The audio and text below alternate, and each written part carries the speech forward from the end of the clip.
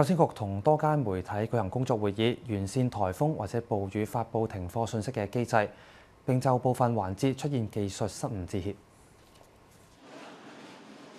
教青局嘅新聞稿話，已經同澳廣視電視台以及電台、蓮花衛視、澳亞衛視以及澳門有線電視達成共識，日後會增加溝通嘅渠道，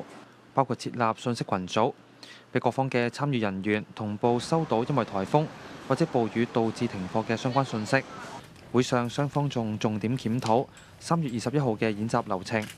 以及未來嘅優化措施。與會者認同演習嘅必要性，並強調所有參與發布停課信息嘅人員必須熟習流程嘅操作。教青局話非常重視家長同埋學生上落課嘅便利安全，